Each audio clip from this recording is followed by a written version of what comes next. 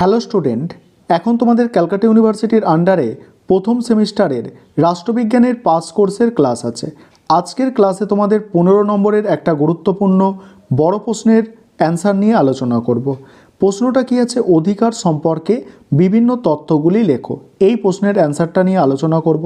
তার আগে একটা বিষয় তোমাদের বলার আছে যে তোমাদের জন্য অনলাইন কোচিং ক্লাস চলছে। তোমরা যারা অ্যাডমিশন নিতে চাইছো এই নম্বরে যোগাযোগ করতে পারো 9123005218। এই নম্বরে তোমরা যোগাযোগ করে অ্যাডমিশান নিতে পারো। 18 আরেকবার নম্বরটা বলছি 9123005218। এই নম্বরে তোমরা যোগাযোগ করতে পারো। আমাদের সপ্তাহে 2 দিন করে ক্লাস হয় এবং তার জন্য পার মান্থ 200 টাকা করে ফিস নেওয়া হয়ে থাকে। দেখো আজকের প্রশ্নের অ্যান্সারটা তোমরা দেখে নাও। প্রথমে তোমাদের একটা ইন্ট্রোডাকশন অর্থাৎ ভূমিকা লিখতে হবে। সেখানে কি লিখবে দেখো, রাষ্ট্রবিজ্ঞানের অন্যতম গুরুত্বপূর্ণ বিষয়বস্তু হলো অধিকার সম্পর্কে আলোচনা। কারণ মানুষ সুন্দর জীবনযাপনের জন্য রাষ্ট্র গঠন করেছে। রাষ্ট্রবিজ্ঞানী অ্যারিস্টটল বলেছেন, মানুষ রাষ্ট্র গঠন করেছেন স্বাবলম্বী ও পূর্ণাঙ্গ জীবনযাপনের জন্য। সুন্দর জীবনযাপনের জন্য কতগুলি সুযোগ সুবিধা বা অধিকার থাকা একান্ত প্রয়োজন। রাষ্ট্র এই অধিকার সংরক্ষণ করে। অধিকার হলো সমাজ জীবনের শৈশব শর্তাবলী, যেগুলি ছাড়া কোনো মানুষ সাধারণভাবে তার ব্যক্তিত্বের পূর্ণ বিকাশ ঘটাতে পারে না। যেমন শিক্ষার সুযোগ, এই সুযোগ না থাকলে ব্যক্তির বিকাশ হবে না। তাই এটি হলো একটি অধিকার।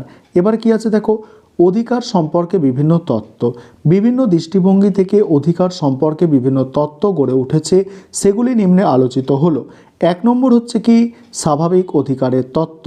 এখানে কি বলা হয়েছে, স্বাভাবিক অধিকার তত্ত্বের মূল প্রবক্তা হলো মূল বক্তব্য হলো, স্বাভাবিক অধিকার তত্ত্বের মূল বক্তব্য হলো মানুষ কতগুলি সর্বজনীন অধিকার নিয়ে জন্মগ্রহণ করে।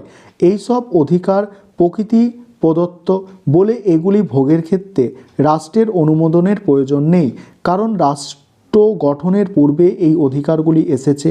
মানুষের দেহের সঙ্গে তার গায়ের রঙের অবিচ্ছেদ্য সম্পর্ক, তেমনি মানুষের জীবনের সঙ্গে স্বাভাবিক অধিকারগুলি অঙ্গীভূত। সাধারণভাবে জীবনের অধিকার, স্বাধীনতার অধিকার প্রভৃতি স্বাভাবিক অধিকারের মধ্যে পড়ে। এই অধিকারের প্রবক্তাদের মধ্যে উল্লেখযোগ্য হলেন লক।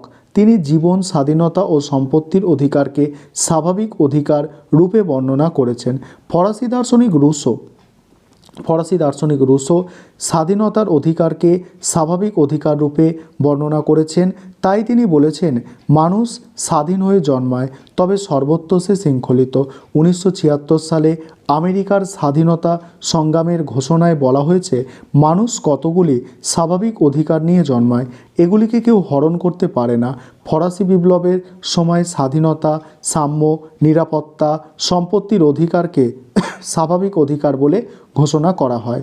সমালোচকরা বলেছেন, যা খুশি তাই করার নাম অধিকার নয়। অধিকারকে রাষ্ট্রের স্বীকৃতি পেতে হবে, কিন্তু স্বাভাবিক অধিকার তত্ত্বে এই স্বীকৃতিকে আবশ্যক বলে মনে করেনি। তবে কোনগুলি স্বাভাবিক অধিকার সে সম্পর্কে সবাই একমত হতে পারেনি। সমালোচিত হলেও এই তত্ত্বের গুরুত্ব কম নয়। স্বাভাবিক অধিকার তত্ত্ব শাসকদের স্বৈরাচারিতার পথে বাধার সৃষ্টি করে।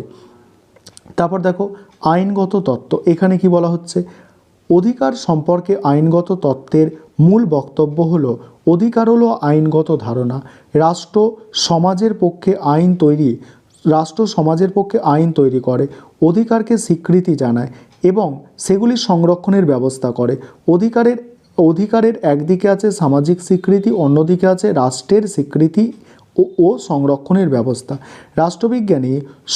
রাষ্ট্রবিজ্ঞানী বোসাংকের মতে বোসাংকেতের ভাষায় বলা যায়, অধিকার হলো সমাজ কর্তৃক স্বীকৃত এবং রাষ্ট্র কর্তৃক বলবৎযোগ্য দাবি।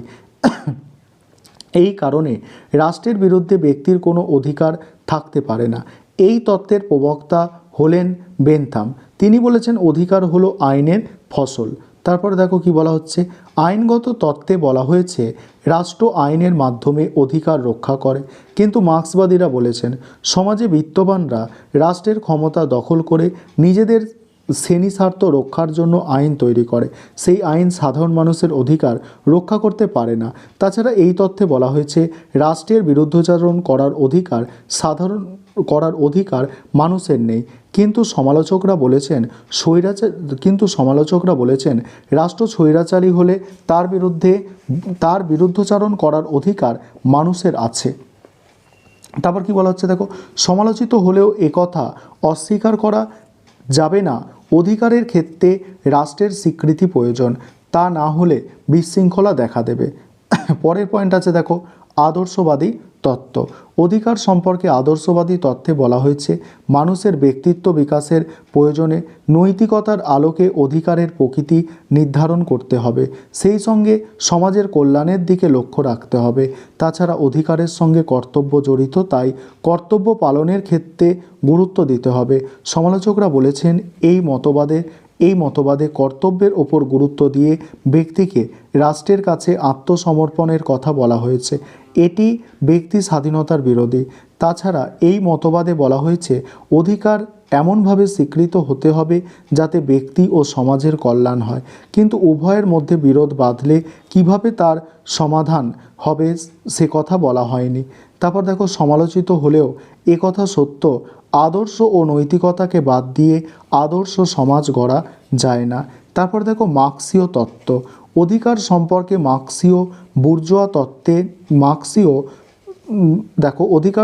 মার্ক্সীয় তত্ত্ব বুর্জোয়া তত্ত্বের বিপরীতধর্মী।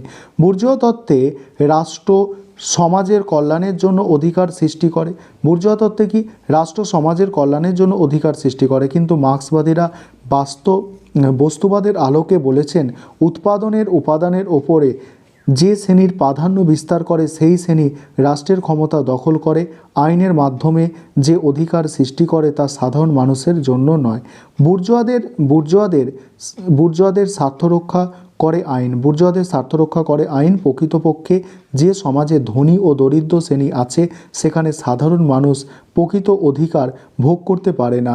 একমাত্র শ্রেণীহীন শোষণহীন সমাজে সাধারণ মানুষ অধিকার ভোগ করতে পারে, তবে সেই অধিকার ভোগের ক্ষেত্রে তাদের কর্তব্য পালন করতে হবে। মার্ক্সের ভাষায় নো রাইটস উইদাউট ডিউটিস। তারপর কি বলা হচ্ছে, সমালোচকরা বলেছেন সমাজতান্ত্রিক সমাজে অর্থনৈতিক অধিকার স্বীকৃত হলে রাজনৈতিক অধিকার স্বীকৃত হয়নি। অর্থনৈতিক অধিকার স্বীকৃত হলেও রাজনৈতিক অধিকার স্বীকৃত হয়নি। এই ছিল তোমাদের আজকের ক্লাস।